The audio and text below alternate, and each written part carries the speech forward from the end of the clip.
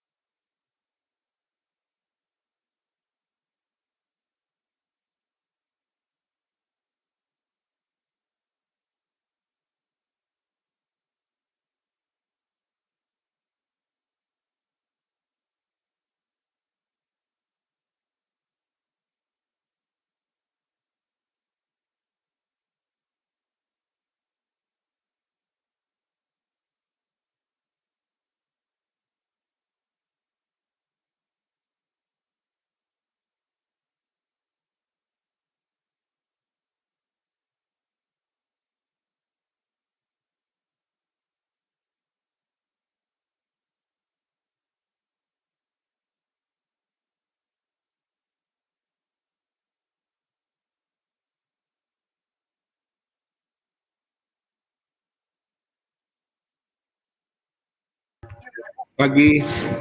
Di sini ada hostnya. Terima kasih.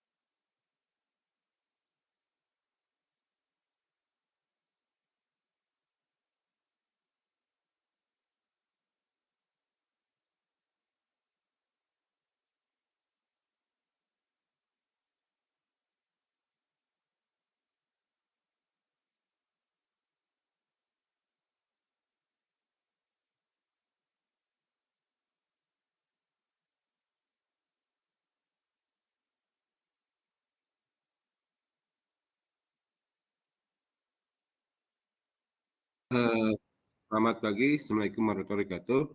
Nggak ada hostnya, saya jadi hostnya sendiri ya. Apa kabar semuanya?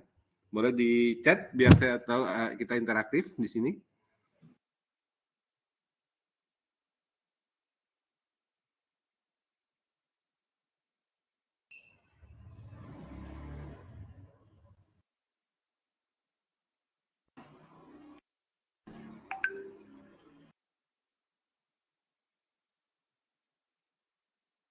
Oke, pagi ya. Ini sudah saya rekam. Alhamdulillah ya. Jadi tujuan daripada pembelajaran tamu ini adalah bahwa jangan khawatir dengan industri 4 ya.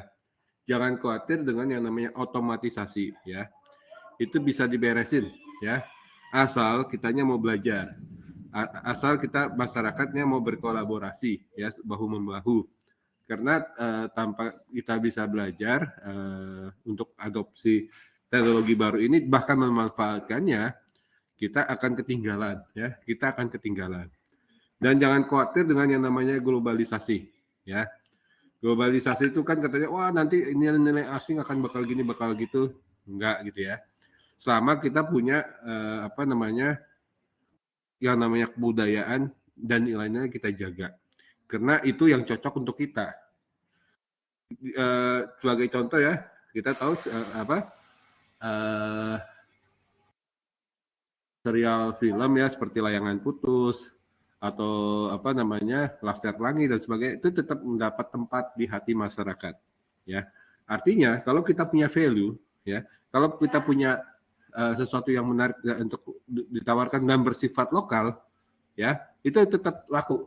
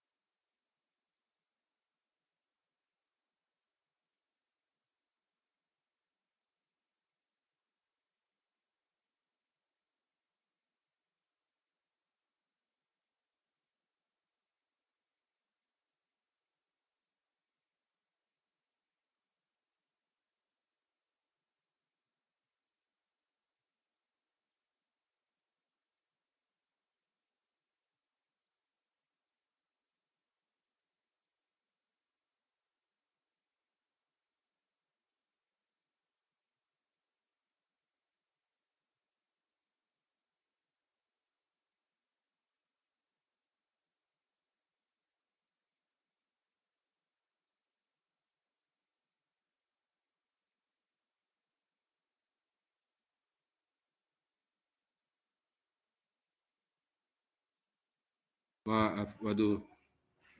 Jadi saya mulai saja ya. Kita udah ngabisin waktu ya dan apa langsung saja. Ini nggak efektif ya. Apa waktu itu sangat berharga. Waktu itu bisa 1 detik pun bisa menyelamatkan kamu dari kecelakaan dan sebagainya ya. 1 detik itu bisa menyebabkan kamu antara sehat dan tidak sehat, antara selamat dan tidak selamat. Jadi dan itu tidak akan kembali. Dan kalau kita ya sebagai orang yang bekerja dari muda sampai nanti pensiun, waktu itu adalah hakimnya ya. Intinya gini, kalau kamu udah ketuaan dan sebagainya itu udah nggak susah untuk bisa berkarir lagi ya. Dan kalau sudah ketuaan atau itu rata-rata apalagi tidak punya pengalaman dan sebagainya itu most likely tidak akan pernah dapat pekerjaan. Kenapa? Karena secara kepribadian sifatnya udah tidak bisa diubah gitu sesuai dengan keinginan keadaan kondisi dan sebagainya ya. Jadi kenapa karyawan tua itu jarang bisa pindah-pindah karena itu gitu ya. Ya jadi intinya waktu itu adalah sangat berharga ya. Oke, tadi kembali lagi ke nilai-nilai lokal gitu ya, bahwa kita itu ya tes. Terdengar suara saya?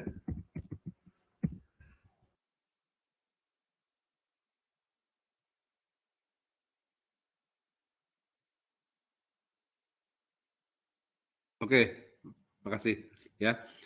Intinya kalau kita mau belajar beradaptasi dan mempunyai nilai-nilai sosial, nilai-nilai tradisional dan sebagainya yang menurut kita bagus dan menarik, maka kita itu tidak pernah akan takut sama yang namanya Industry 4. Kenapa? Karena ada namanya Society 5 ya. Jadi industri 4 itu kan mengatakan bahwa orang akan digusur, gitu ya, oleh teknologi, oleh otomasi dan sebagainya ya. Minggu lalu saya bahkan membuat suatu pembelajaran tamu ya tentang bagaimana peranan ilmu sosial mengatasi industri 4 atau perkembangan teknologi yang sangat tinggi meningkat ini seperti artificial intelligence dan sebagainya. Ya, di situ sudah saya tunjukkan ya bahwa bahkan sarjana hukum pun ya bisa sangat berperan di blockchain. Dia nerapin standar-standar, dia menetapkan apa yang bisa di-comply antar peraturan negara satu dengan negara lain, apa yang bisa disetujui oleh pengadilan, apa yang bisa disetujui oleh adat dan sebagainya, yang nantinya itu bisa untuk misalnya tracing blockchain daripada kopi suku-suku tradisional di Indonesia atau kopi ya tadi kopi-kopi di Indonesia, kerajinan tangan di Indonesia, country of origin ya, memastikan bahwa produk itu benar-benar genuine atau memastikan bahwa pinjaman bank ke suatu bank utang atau debtor itu tidak akan salah jalan. Kenapa? Karena dia memastikan bahwa duit kredit itu hanya bisa diduitkan kepada pihak tertentu. Pihak tertentunya itu hanya bisa menerima duit kredit tertentu yang kita sebut sebagai digital currency atau Bitcoin dan sebagainya. Tapi mungkin nanti nggak ke sana, nggak mesti Bitcoin. Artinya digital currency ya. Jadi digital currency blockchain itu akan sangat berperan di masa datang ya. Khusus untuk sarjana hukum dia memungkinkan hal tersebut terjadi ya. Sehingga di masa datang ya blockchain itu ya tidak menjadi hal spesial untuk orang teknik, tapi hukum pun demikian ya. Jadi mereka itu bisa menangani yang namanya smart contract ya, smart contract dan lain-lain ya. Jadi karena mereka bisa menghandle berbagai macam-macam transaksi antar blok-blok itu ya, ini contoh bukunya ya.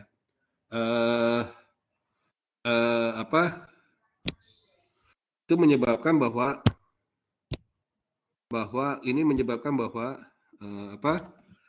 kita itu insinyur hukum itu bakal menjadi engineer. Istilahnya akan datang adalah transactional engineer.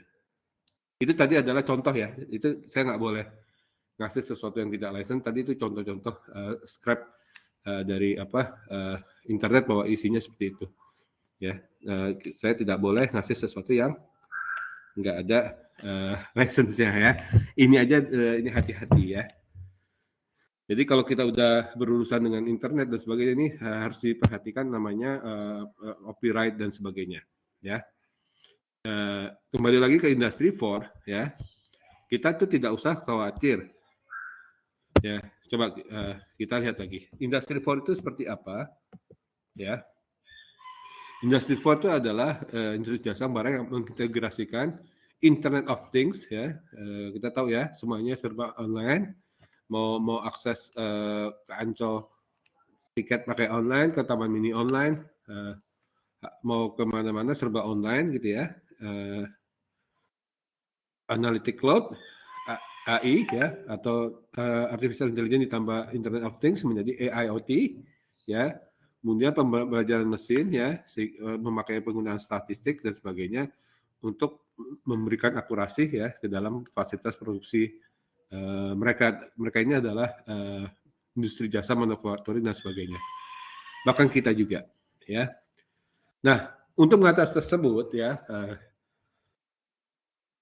selama ini yang terpikir adalah bahwa masyarakat kita itu akan habis gitu ya, akan banyak terpinggirkan ya, akan jadi jajahan barang-barang dari luar. Nah, itu bisa terjadi ya, bisa saja terjadi selama kita tidak mau berubah, selama kita tidak bisa berkolaborasi satu dengan lainnya untuk belajar dan mengembangkan tadi value-value kita dan sebagainya, sehingga kita tidak menjadi pasar dari luar saja. Ya, jadi masyarakat 5.0 itu adalah masyarakat yang berpusat pada manusia yang menyeimbangkan kemajuan ekonomi dengan penyelesaian masalah sosial, ya. Jadi ada kemajuan ekonomi dan penyelesaian masalah sosial yang diintegrasikan ke ruang cyber dan ruang fisik. Ya, jadi ada berbagai macam permasalahan di luar sana yang harus diintegrasikan. Diintegrasikan dalam artian ini harus kita pecahkan bersama. Jadi ada tempat kolaborasi ya, yang di dalamnya adalah ruang siber dan ruang fisik. Ya, jadi orang-orang masyarakat di sana itu bisa menyelesaikan masalahnya secara bersama ya. Jadi ruang siber ini ya dijadikan objek, masyarakat tetap sebagai subjeknya. Ya. Jadi permasalahannya itu akan dibantu oleh ruang cyber dan ruang fisik ya. Ruang fisik itu artinya masyarakat juga bisa melihat bagaimana cara mengatasi hal tersebut, tidak mesti melalui virtual saja. Ya. Next adalah kita belajar tentang Industry 4 ya. Industry 4 itu pertama adalah mechanized production ya. Zaman dulu ketika ditemukan oleh mesin uap oleh James Watt ya, dimulailah revolusi industri ya. Sudah revolusi industri tersebut berjalan ya, dia membawa banyak permasalahannya itu terutama polusi yang disebut dengan steam engines dan eksploitasi manusia dengan manusia yang lainnya. Nah, disinilah awal muncul bibit-bibit komunisme ya. Itu awalnya dari revolusi industri ya. Ini adalah industri 1.0 ya pertama. Kemudian ya sudah mulai berangkat meningkat ya. Jadi terutama setelah penemuan penciptaan mobil oleh Henry Ford ya. Mobilnya itu bisa di-assembly dalam assembly lines ya, digabung-gabungkan ya. Jadi pekerjaan-pekerjaan tertentu dispesialisasikan. Dan adanya listrik akan mempermudah hal tersebut. Ya, jadi industri menjadi lebih efisien ya. Nah, kemudian yang masih ada sekarang adalah IT dan electronics ya. Jadi sekarang kita udah lihat ya bahwa masuk ke gudang itu udah pakai barcode ya, perhitungan barang dan sebagainya. Serba elektronik bisa diakses via HP. Nah sekarang kalau kita balik lagi ke definisi, bahwa apa yang kita lakukan menjadi lebih efisien jauh ya, terutama dengan adanya machine learning. Jadi lebih efisien lagi, mengurangi banyak idle time maupun inefisiensi. Ya, inefisiensi misalnya kalau kita bisa merencanakan dengan baik ya, misalnya ya tentang pergudangan, artinya kita tahu lebih pasti lagi kapan barang itu banyak, kapan barang itu menipis dan sebagainya. Kita tidak perlu menyewa gudang yang besar-besar untuk antisipasi. Oke, sebelum saya melangkah lebih jauh, ada yang mau ditanyakan ke saya?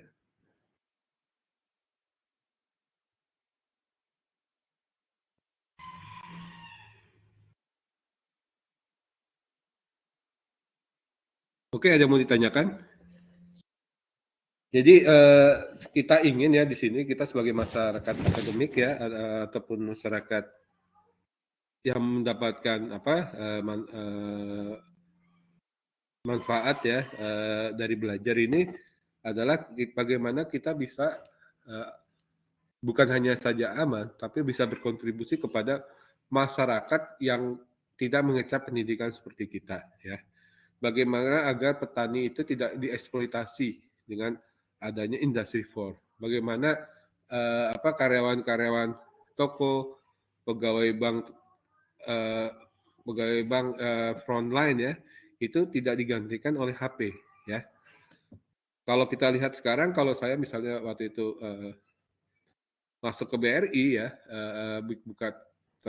buka rekening baru, itu pakai HP saja sudah cukup ya, sudah cukup untuk pembuktiannya itu selain pakai tanda tangan, digital signature juga dia ada videonya dan sebagainya ya. Sehingga itu banyak menghabisi peran terutama di bagian customer service ya dan teller juga. Nah, kemudian bagaimana agar pekerjaan yang hilang karena otomasi dan industri 4 itu bisa kita kita dikurangin artinya kita mitigasi sehingga orang-orang tersebut tidak jadi menganggur. Bagaimana agar orang-orang tersebut ya petani-petani yang kurang terdidik ya dari sisi terutama akses ke teknologi dan sebagainya tidak menjadi cuma jadi lahan pasar doang, menjadi tenaga kerja yang berupah rendah atau bahkan tersingkirkan dalam bidang ekonomi ya. Itulah obatnya dengan Society 5 atau masyarakat 5.0. Jadi di sini saya ingin memberikan kepada bisa sharing lah bagaimana caranya untuk mengatasi hal tersebut ya, bagaimana agar kita bisa bahkan memanfaatkan ini. Tadi di depan saya sebut bahwa layangan putus, laskar pelangi, kemudian berbagai macam budaya kita kayak batik dan sebagainya, bahkan kopi ya, mie ya, itu menjadi andalan kita. Itu adalah nilai-nilai Indonesia. Jadi nilai-nilai Indonesia juga bisa mengglobal asal kita punya value yang baik. Asal kita punya sesuatu yang bisa disukai oleh orang ya. Artinya apa? Secanggih apapun kalau kita nggak bisa menjualnya atau tidak menarik bagi orang lain, maka itu tidak akan berhasil dengan baik ya. Jadi tidak sustain ya, tidak bisa berjalan lama. Oke, saya lanjut saja. Tadi industrial evolution sudah. Nah, ini adalah yang disebut dengan Society 5 ya. Ini saya ambil dari laman pemerintah Jepang ya tentang Society 5 ya. Jadi current society-nya itu ya di sebelah kiri atas ya, kebanyakan informasi ya kan. Jadi intinya kita pusing lah kebanyakan kebanyakan informasi ya. Jadi kita juga terkadang pusing ya untuk memilah-milah mana yang hoax, mana yang bukan. Bukan hanya yang hoax dan bukan hoax, tapi mana yang penting dan tidak penting. Ya. Jadi di sini menurut konsep Society 5 ya, ini saya bikin gampang aja ya, artinya penerangannya itu lebih ke arah praktek ya, tidak terlalu banyak teori apa itu Industry 4, apa itu Society 5. Ini ambil dari laman Jepang, nih dia bikin jadi sederhana ya. Jadi current society ini sekarang kebanyakan informasi ya. Nah, jadi gimana caranya? Caranya adalah semua informasi dan sebagainya ya akan di-share ya, akan dianalisa ya dan sebagainya, sehingga hanya hal-hal penting saja yang akan diberikan untuk masyarakat. Ya, jadi ini ada IT-nya di sini ya, sebelum ke ruang fisik ya, sebelum dianalisa ya. Ini yang kejadian sekarang, kebanyakan informasi kita pusing. Ya, berita-berita itu mungkin bisa di-capture ya lewat big data mining dan sebagainya, tapi orang banyak yang bingung ya. Dan orang kan dari banyak kelas di masyarakat ya, ada kelas bukan kelas ya, struktur ya. Ada akademik, teknik ya, ada perbankan dan sebagainya, banyak sekali ya. Nah, sehingga ini ya, IoT terutama data science, dia akan milah-milah. Jadi akan ada semacam filter ya yang membuat bahwa new value-nya yang bermanfaat itu akan yang disediakan kepada masyarakat. Nah, tentu saja yang menentukan bagaimana ini bagus dan sebagainya itu adalah masyarakat dari Society 5, bukan algoritma, ya, bukan hanya algoritma. Ya, IoT itu menjadi platformnya, ya, tapi wisdomnya, ya, pemanfaatannya lagi-lagi kembali adalah educated society yang mengerti tentang hal ini. Basic educated society, ya. Artinya dia orang ngerti tentang bidangnya. Dia ngerti bagaimana value-nya ini apa sih yang diperlukan. Ya, jadi judgement-nya ini tidak hanya algoritma tapi society-nya juga bisa. IoT di sini, Industry 4 di sini lebih bertindak sebagai medianya, platformnya. Jadi nggak bingung kayak sekarang. Kemudian yang sekarang adalah ya, yang ada sekarang adalah current society adalah gimana kalau seperti tadi di atas, kalau datanya sangat sangat amat banyak gitu ya, sangat sangat amat banyak gitu ya. Ini lebih sophisticated ya, katakanlah dialah adalah supervisor logistik ya. Supervisor logistik itu kan dia dapat informasi banyak, ada kecelakaan transportasi sehingga pengiriman barang terhambat, ada pemogokan di jalan raya, ada macet, kemudian ada pembatalan order ya yang udah mau dikirim dibatalkan dan sebagainya, itu kan harus diberesin. Dan kalau kebanyakan lot seperti ini ya, pekerjaannya akan bisa tidak baik ya. Nah, masalah ini akan dibantu oleh IoT-nya itu ya, berdasarkan expert di bidang itu, bahwa sebenarnya untuk menghandle hal tersebut diperlukan seperti ini, seperti ini, ya. Jadi di situ society ya, yang di sini lebih spesifik daripada di atas ya, akan di bidangnya misalnya katakan tadi logistik ya, akan memberitahu bahwa supaya kita bisa memanage logistik dengan baik, maka persediaannya harusnya segini. Supaya kita tidak breach kontrak, kita harus kayak gini dan sebagainya. Ya, jadi berdasarkan best practice ya, berdasarkan best practice dan sebagainya. Ya, jadi AI-nya ini ya benar-benar data-data yang misalnya orang bingung gitu ya menghadapi ini, akan dia kirim ke ke cyber ini, data cyber gitu ya. Baik lagi ya supaya kita ingat ya, ke ruang cyber ini ya, untuk kemudian dianalisa secara lebih detail kamu pusingnya di mana ya. Jadi dia si user bisa lebih mengcustomize, saya sih perlunya supaya gini. Jadi AI tidak memberikan informasi kompleks tapi akan bisa lebih disampaikan ya, di brief ya, lebih singkat lagi. Untuk itu perlu ada expert dan sebagainya.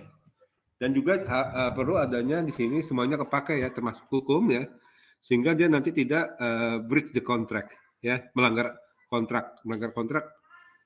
Akibatnya adalah bisa kredibilitas perusahaan menjadi jelek. Kedua adalah bisa dipidana ya. Ketiga adalah tidak dipercaya lagi. Tapi kalau data kebanyakan, dia mungkin akan melakukan kesalahan yang tidak disengaja, yang bisa berakibat fatal. Nah, itu tadi yang di atas itu adalah informasi umum ya. Yang kedua lebih ke arah untuk profesional yang di bawah, kiri bawah. Nah, bagaimana yang di sebelah kanan ini ya, tentang ini contohnya tadi sama di inventory. Bagaimana dengan penggunaan robotik, automatic driving car dan sebagainya ya.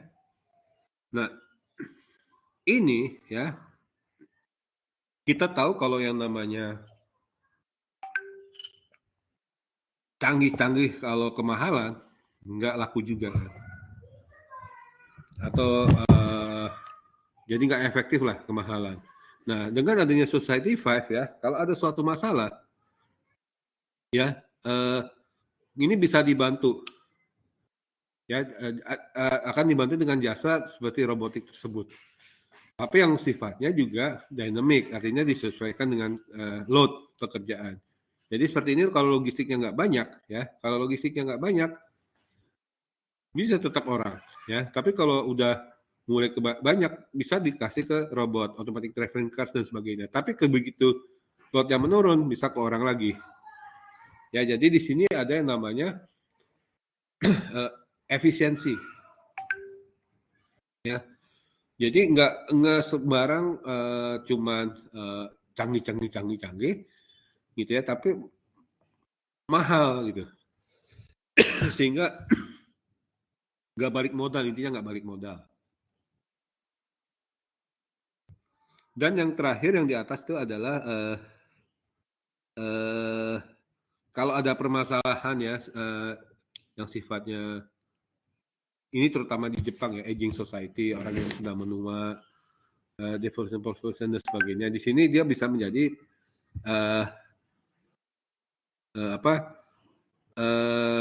dijawab permasalahannya secara sosial. Yang kanan atas itu banyak melibatkan faktor psikologi, expert psikolog dan sebagainya.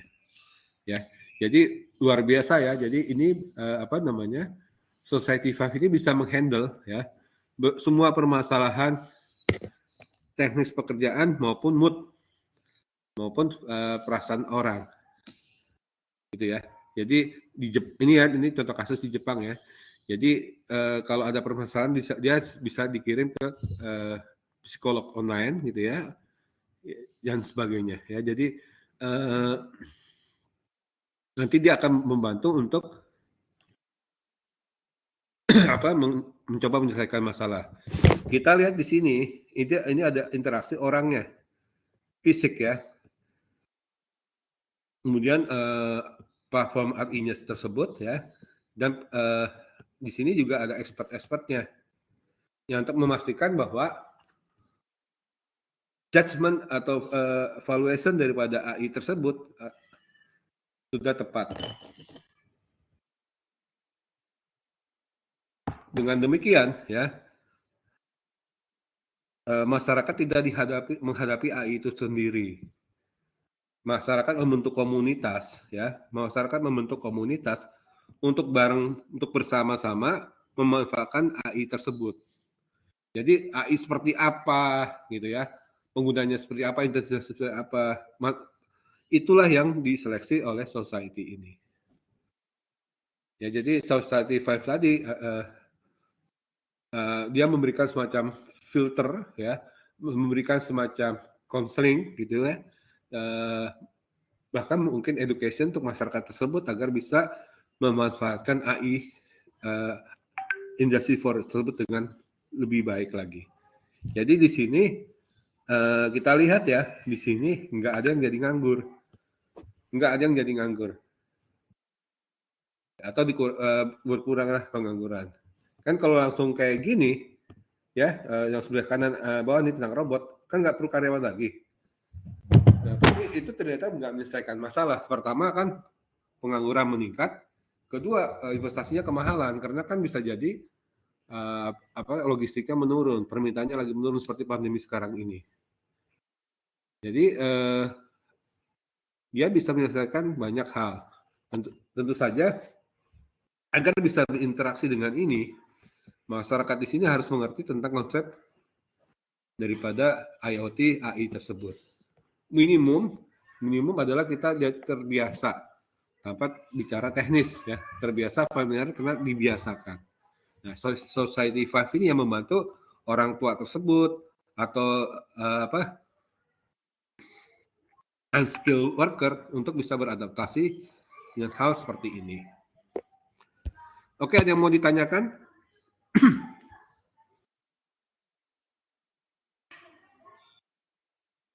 Ya, jadi ini adalah salah satu cara yang udah ada terjadi di Jepang ya, bagaimana mengurangi tingkat pengangguran, tingkat apa namanya yang disebut penyalahgunaan teknologi membuat anak-anak menjadi lebih autis, main game melulu di kamar dan sebagainya. Ini pakai ini Society 5.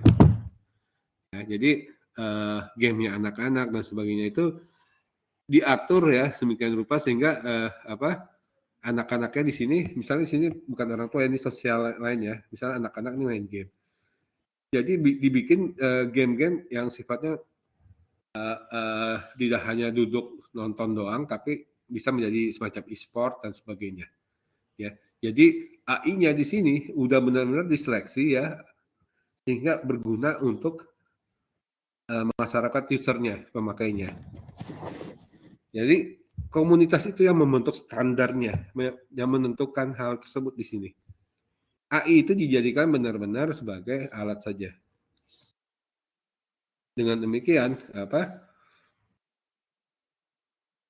AI-nya itu malah bisa membantu masyarakat menjadi lebih sejahtera lagi dengan adanya efisiensi, efektivitas pekerjaan, termasuk hal-hal yang bersifat sosial di sini.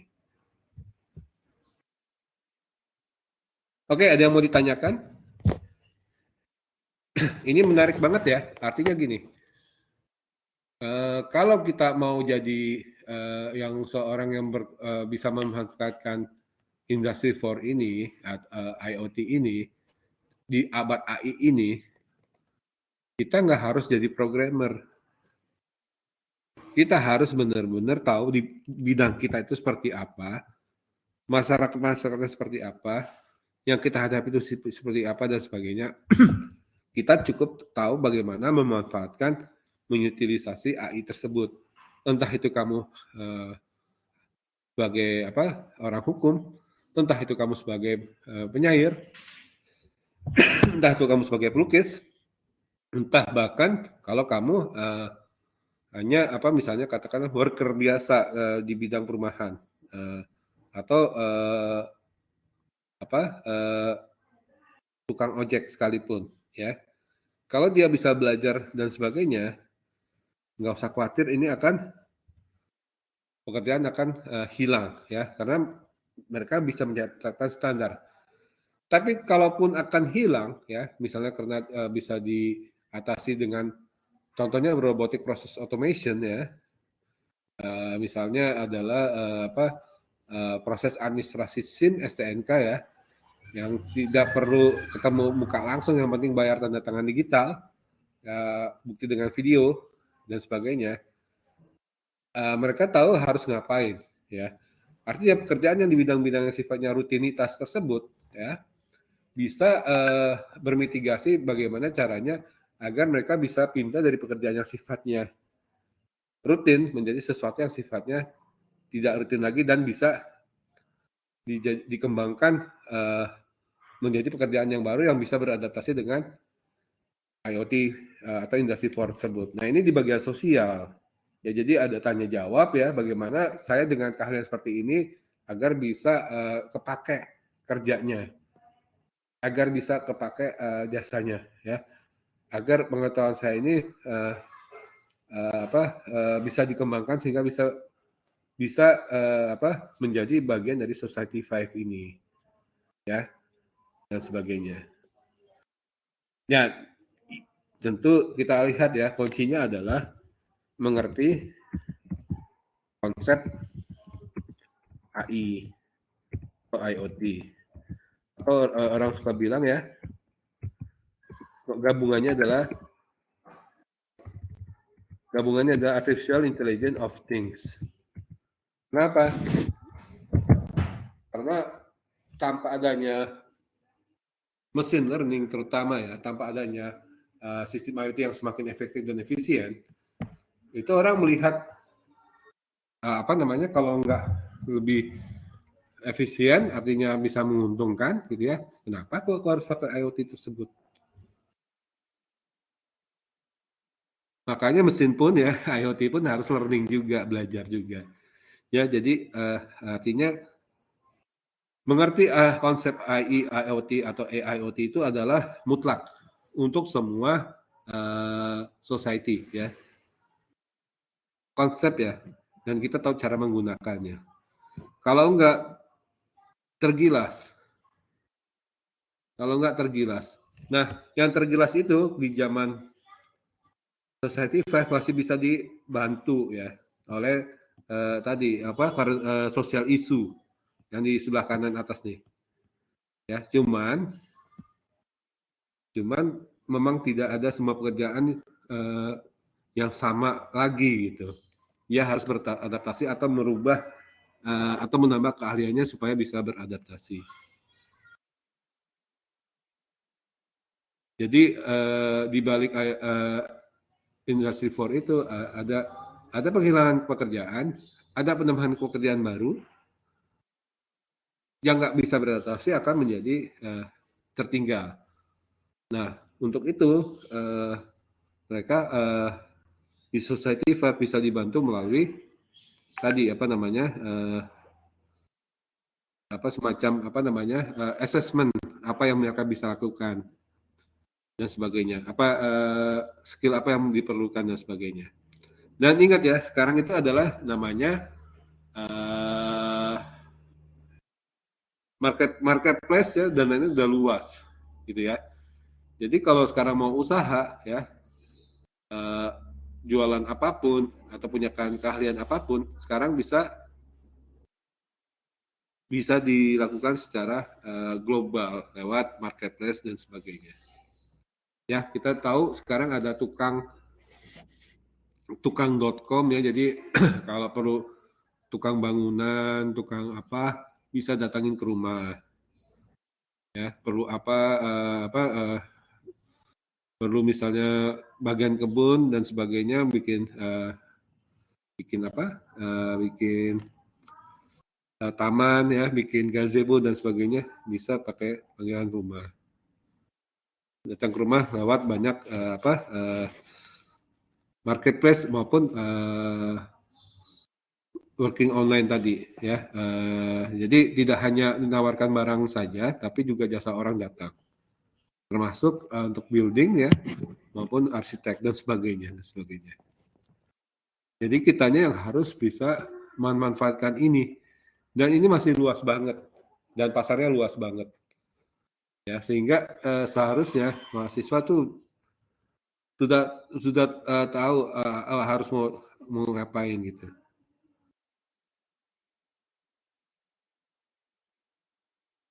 Oke, ada mau ditanyakan selain Mas Noval nih?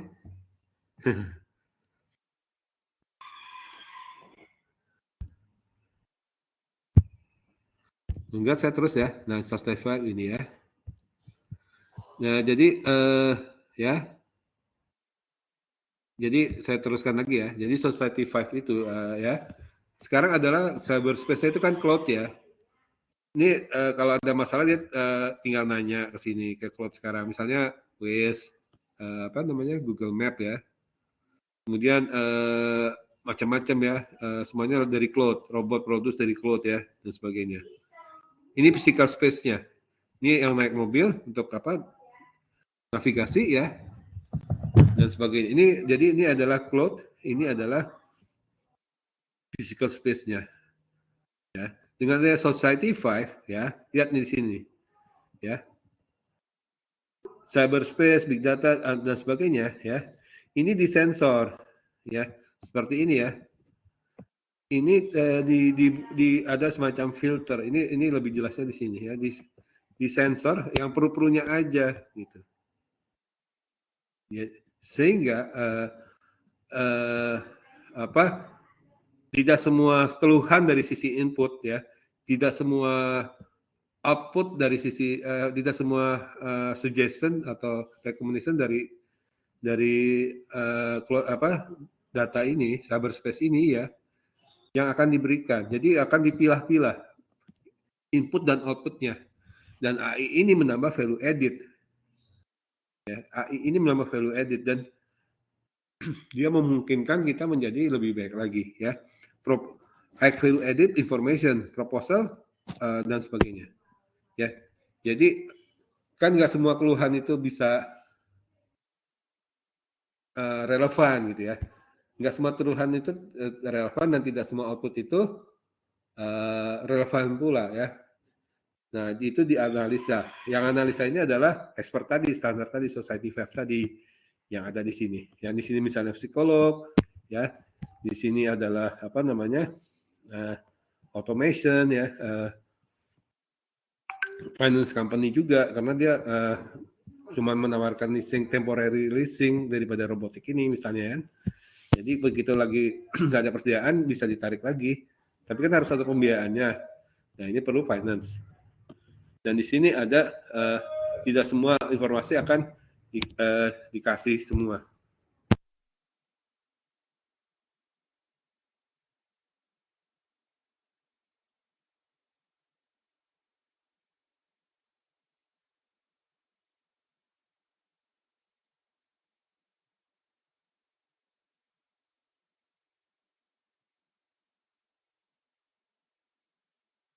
Oke, ada yang mau ditanyakan?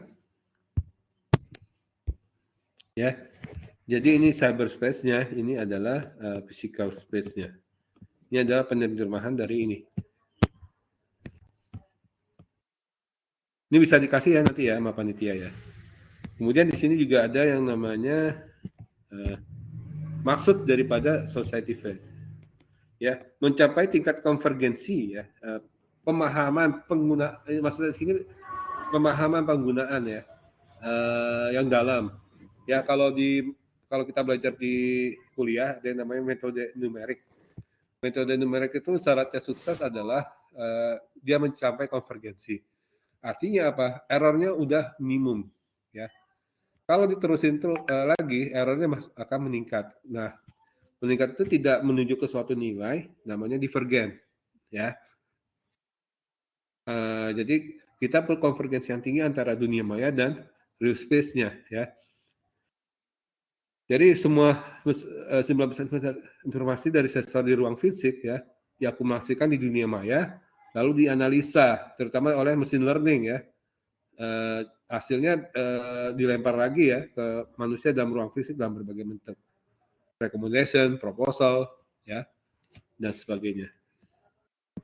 Ya jadi ini udah mengalami sensor di sini. Jadi ini membuat menjadi konvergen ya, input outputnya konvergen, jadi yang dibutuhkan saja, yang benar-benar dibutuhkan dan sebagainya.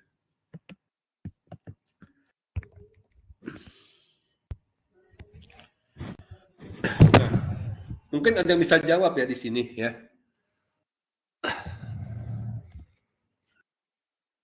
Ya nanti dijadiin diskusi di sini ya. Cuman saya akan lanjut aja. Jadi yang diperlukan adalah kita mengupgrade skill kita. Kita upskilling ya itu mempelajari keterampilan baru untuk mengajar pekerja keterampilan atau mengajar pekerja keterampilan baru. Upskilling. Jadi ada keterampilan baru, misalnya keterampilan tadinya dia adalah akuntan, dia menjadi financial data scientist. Jadi akuntannya itu punya keterampilan data science, upskilling. Reskilling adalah proses belajar keterampilan baru, ya, sehingga dapat memulai pekerjaan yang berbeda. Ini berbeda, ya, berbeda artinya tadinya akuntan, ya, dia menjadi misalnya katakanlah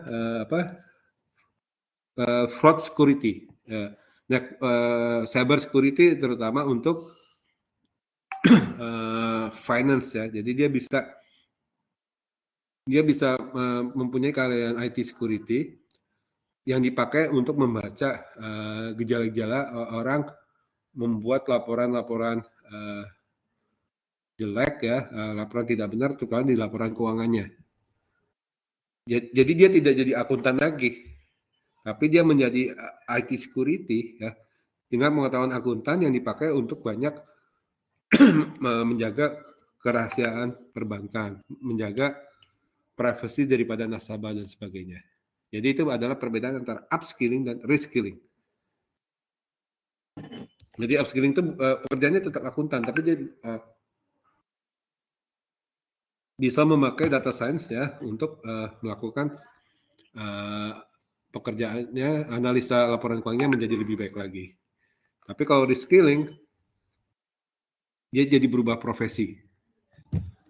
Walaupun sebaiknya tetap berkenan dengan ilmunya yang sebelumnya.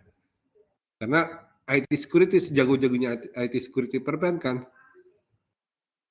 dia kalau belum belajar, dia tidak akan tahu mana laporan yang baik, mana laporan yang untuk owner. Ya ini fraud sering terjadi kayak gini ya. Laporan untuk owner, laporan untuk bank, laporan untuk orang pajak beda. Jadi bisa punya 3 laporan yang berbeda. Itu adalah kejahatan keuangan. Ya, bagi IT security nggak ada yang mau nyolong gitu kan. Tapi bagi akuntan tahu, nah ini nggak benar nih, ada gejala nggak benar dan sebagainya. Kemudian lanjut. Jadi upskilling bertujuan untuk mengajarkan keterampilan baru yang tujuannya optimasi. Data science itu menjadi lebih optimal, jadi dia bisa merekomendasikan logistik barang lebih efektif seperti ini. Kemudian reskilling bertujuan untuk mereka itu beradaptasi dengan posisi yang berbeda di dalam perusahaan. Jadi kalau dalam suatu bank, akuntannya itu menjadi IT security untuk perbankan. Tapi kalau upskilling ya, si akuntannya itu bisa mengoptimalkan kira-kira kredit dengan kriteria apa saja yang tidak bad debt. Bad debt itu artinya si nasabah, si debtor tidak bisa balikin pinjamannya, atau bahasa perbankannya non performing loan. Next adalah apa sih tujuannya upskilling? Ya, upskilling itu ini penting terutama untuk mahasiswa dengan sekarang kampus yang masih kurikulum lama ya, artinya tidak memasukkan unsur seperti AI gitu ya. Jadi memenuhi permintaan di masa depan ya, mengidentifikasi kemampuan yang sudah ada tersedia memungkinkan pemakaian keterampilan. Ya jadi akuntannya, marketernya, kemudian engineer-nya, dia tahu bakal seperti apa nanti di dunia sana. Ya, sehingga dia bisa beradaptasi mengadopsi teknologi baru. Makanya pentingnya kita untuk ikut magang studi independen bersertifikat ya, untuk ini antara lain kita jangan sampai tergilas nanti ya. Kemudian identifikasi keterampilan yang tersembunyi ya. Kemudian ciptakan culture of talent mobility ya, jadi meningkatkan motivasi dan tingkat retensi antara karyawan. Ini contoh ya, ini dari sudut pandang perusahaan. Next adalah kalau kita mau aman ya, kita menjadi bagian dari bagian blockchain sesuai dengan keahlian masing-masing. Kalau dia ingin di dunia perkopian ya, dia harus ngerti akuntannya dengan baik ya, tentang bagaimana memanage keuangan untuk perusahaan seperti misalnya Starbucks, Bengawan Solo dan sebagainya. Ini contoh ya, bukan untuk jualan ya. Jadi dia tahu duitnya itu kemana aja, harus bayar kemana saja, pajaknya seperti apa. Dia jadi bagian blockchain terutama untuk di blok keuangannya, pembayarannya. Kalau dia marketing, dia tahu benar segmennya di mana.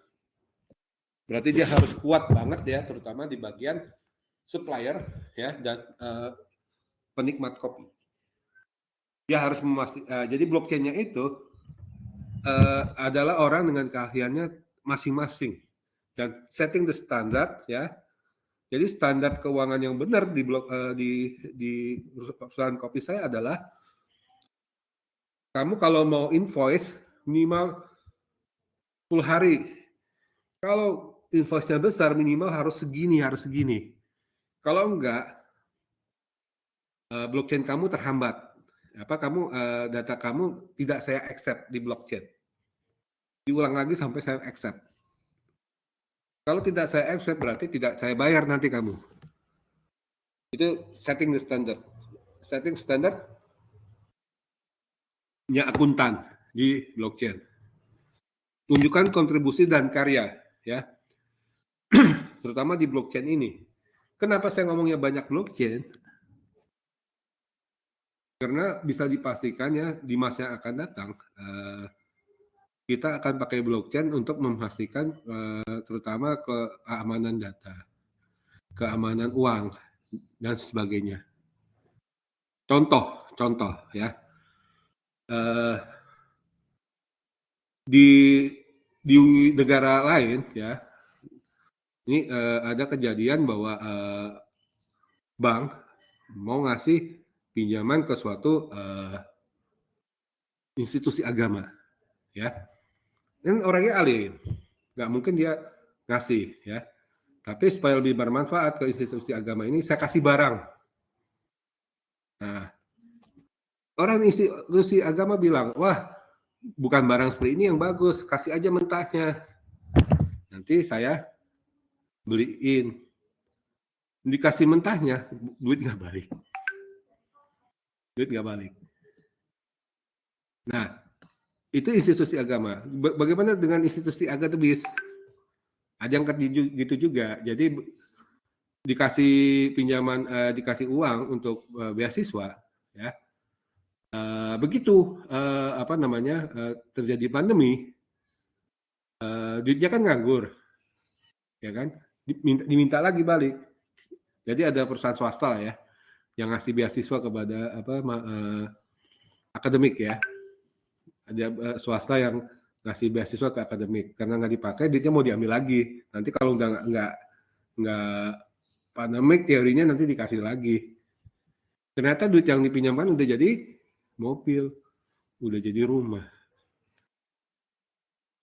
Ya, sehingga betapapun alim dan sebagainya dia, kalau ada duit, orang bisa berubah. Ya, sehingga kalau pakai blockchain dipastikan bahwa duitnya itu hanya berupa digital currency yang hanya bisa diuangkan di tempat yang sudah dipastikan. Sehingga dia nggak bisa korupsi, orang duitnya nggak bisa dipakai kok, ya, dan sebagainya. Ya, jadi ya akan ke depan nanti adalah banyak pakai blockchain. Ya, jadi artinya dan blockchain ini tidak akan terbentuk kalau tidak ada komunitas. Ya, harus ada komunitasnya. Secanggih apapun teknologinya, mau pakai software apapun, ya, Solidify dan sebagainya, nggak akan jalan kalau nggak ada yang makainya, nggak ada yang assign-nya, nggak ada yang menyetujuinya, ya, nggak berjalan.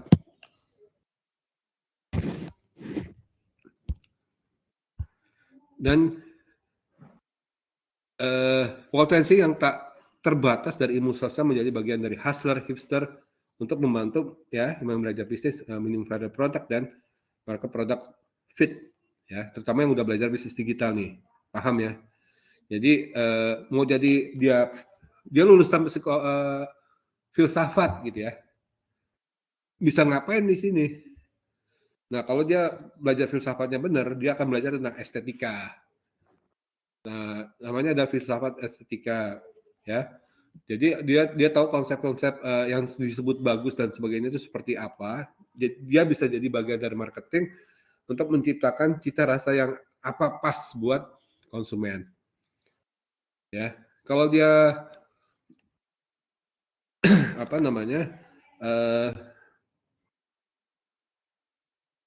penyair bagaimana? Dia harus mengasah kemampuannya sehingga dia bisa membuat suatu copy script ya, copyright yang bagus untuk iklan-iklan dan sebagainya. Jadi potensi yang tak terbatas dari ilmu sosial. Ini saya banyak ngomong ilmu sosial ya, karena kalau ilmu eksak seharusnya udah tahu ya, mereka bisa jadi hackernya dan sebagainya. Ya, kita harus bisa menemukan value proposition. Ya, kalau kita jualan pengalaman-pengalaman mistis, pengalaman-pengalaman spiritualis dan sebagainya itu akan lebih mengena kalau mahasiswanya dari bidang keagamaan daripada dia umum biasanya. Jadi kalau mengembangkan value proposition untuk apa namanya travel religi, seharusnya dia bisa mencari value proposition yang lebih tepat. Ya, kemudian marketing dan sales menjadi inti perusahaan. Kenapa? Dia yang ndatangin duit. Ya, dia yang ndatangin duit satu. Kalau nggak dibayarkan pada nggak mau kerja, gitu ya. Kemudian kalau dari sales target, ya, dari sales target kita bisa membuat budget, ya. Jadi kan kalau perusahaan ada bagian akuntansi, keuangan, bagian marketing, bagian produksi, bagian logistik dan sebagainya. Nah, itu berapa besar budgetnya itu ditentukan dari sales. Kenapa? Karena misalnya dia mau menjual 100 juta, tentu berbeda kalau dia cuma mau 50 juta untuk persiapan di manufaktur, untuk persiapan di pembelian bahan mentah, untuk persiapan di transportnya dan sebagainya. Ya, jadi kalau kita perusahaan membuat budget itu awalnya adalah sales targetnya. Nah, tadi hukum ya, blockchain yang mengatur-ngatur ini boleh gimana, standarnya kayak gimana, compliance seperti apa, itu sarjana hukum. Di era sekarang dia bisa menjadi insinyur juga, tapi namanya transactional engineer. Kemudian kalau seniman, ya dia bisa jadi artis non-fungi token dan sebagainya. Jadi society industry 4 dan society 5 ini menjadikan kalian itu besar banget kalau bisa ngerti konsepnya dan manfaatnya. Oke, balik lagi ke sini. Ada yang mau ditanyakan?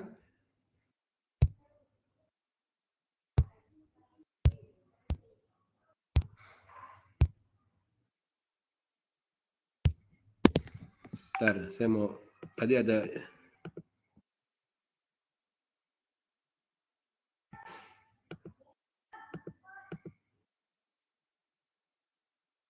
Nah.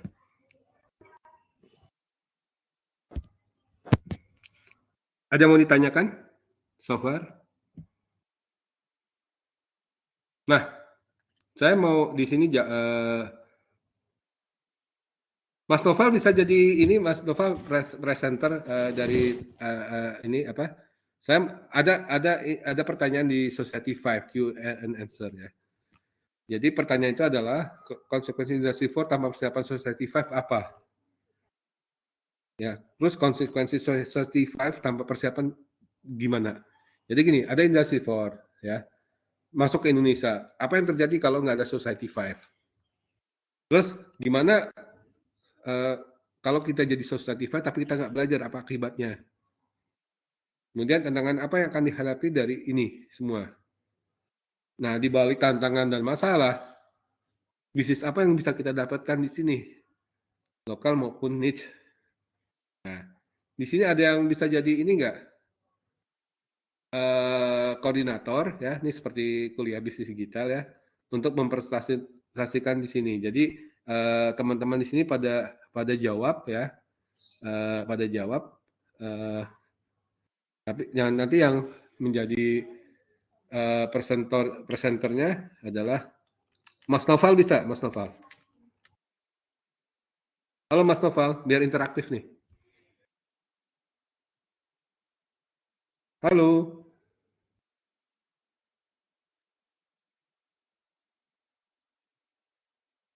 Jadi saya cuma selain konsep di sini, saya juga cuma mau kasih tahu ke kalian kalau kamu bisa ngasah diri kalian, bisa berkolaborasi, ini duitnya banyak banget. Gak usah takut, tapi syaratnya harus ngerti. Ini bisa jadi dengan jadi karyawan maupun jadi pebisnis, terserah. Mas Noval, halo, bisa bantu saya?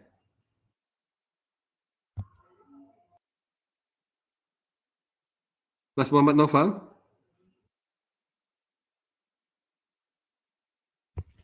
Halo? Atau siapa nih yang bisa bantu? Mbak Sarah, halo? Mbak Sarah? Pagi, Mbak Sarah?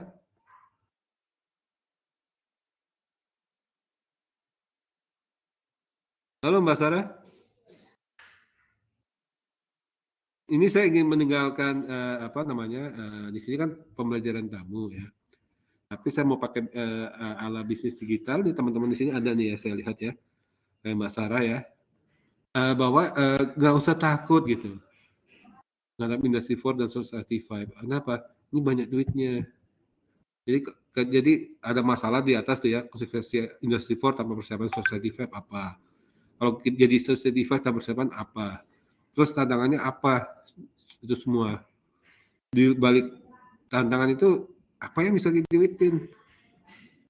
Ya jadi kalau apa namanya tantangan ya masalah itu ya kalau kita belajar ya di balik masalah itu ada duit, ada yang bisa dibisnisin untuk mengatasi masalah tersebut.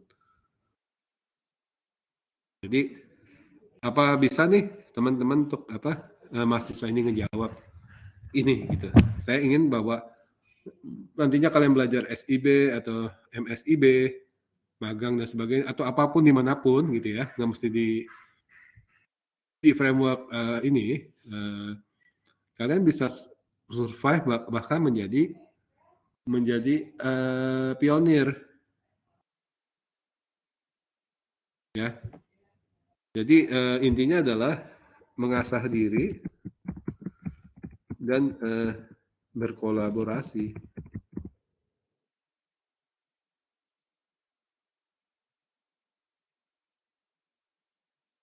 Halo, ada yang bisa bantu saya?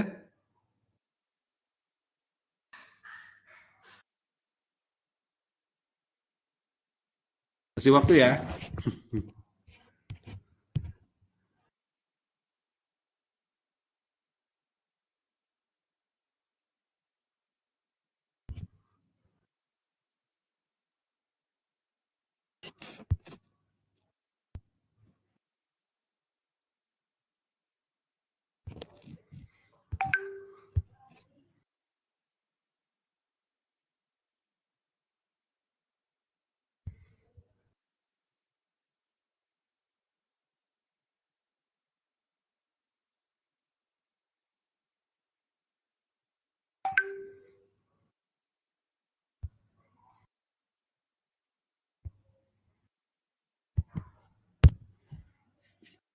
Halo, kalau enggak ya, ini saya nggak pembelajaran tamu ya, nggak ngasih nilai ya. Ya, ini yang paling penting ya untuk kalian dalami baik-baik ya. Bagaimana kita bisa menghadapi Industry 4 dan menjadi bagian dari Society 5 ya. Bagaimana masalah tersebut kalian bisa atur bermanfaat bagi kamu ya dalam bentuk bisnis atau pekerjaan dan membantu masyarakat sekitarnya yang karena berbagai macam ya bisa bisa apa tidak masuk di dalam hitungan untuk ekonomi di sini ya. Tentu kita punya kewajiban moral terutama dari dunia akademik ya untuk hal tersebut. Dan membantu itu tidak mesti voluntary begitu tidak, tapi dengan produk dan sebagainya yang bisa menghasilkan duit juga gitu. Misalnya membuat pelatihan ya yang dibantu oleh masyarakat setempat maupun bantuan dari pemerintah di mana kalian bisa jadi trainernya ya atau memberikan berbagai macam apa namanya produk-produk dan jasa ya yang bermanfaat uh, uh, untuk membantu masyarakat yang terpinggirkan karena Industry 4 ini. Contohnya adalah kita bisa memberikan kit ya untuk belajar misalnya tadinya dia adalah petani ya kita berikan dia produk atau kerjasama plasma dan sebagainya untuk peningkatan hasil misalnya kalau dia kelapa sawit ya kelapa sawitnya bisa diolah ya menjadi lebih banyak value added ya, sehingga ketika harga minyak kelapa sawit turun ya, dia bisa jual dalam bentuk sabun, dalam bentuk sampo, dalam bentuk gosok gigi ya, pasta gigi dan sebagainya ya. Kalian menjadi bagian yang startup ya, yang membuat hal tersebut terjadi. Jadi bikin misalnya pengolahan minyak kelapa sawit dan sebagainya. Ya, jadi kita bisa besar karena bantu orang. Ya, bisa besar karena menolong masyarakat sekitar kita. Karena tanpa masyarakat tertolong atau langsung end user merasakan manfaat, barang kita nggak laku. Ya, jadi seperti itu ya kalau mau bisnis. Oke, kalau nggak ada, saya tutup ya. Ini saya tolong diperhatikan baik-baik ya.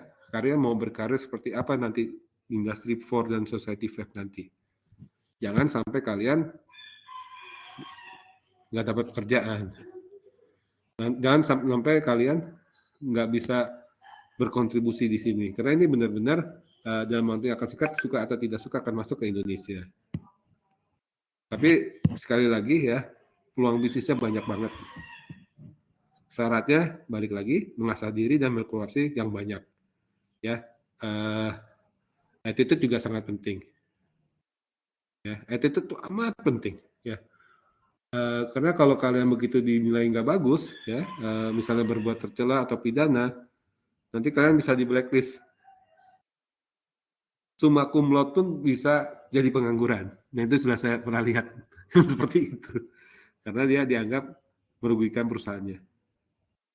Ya, oke, jadi saya tambah ya, jadi mengasah diri, berkolaborasi, dan integritas adalah bahasa gaulnya ya, kunci. Oke, saya cukupkan ya. Terima kasih ya. Wabillahi taufiq hidayah. Wassalamualaikum warahmatullahi wabarakatuh. Selamat pagi.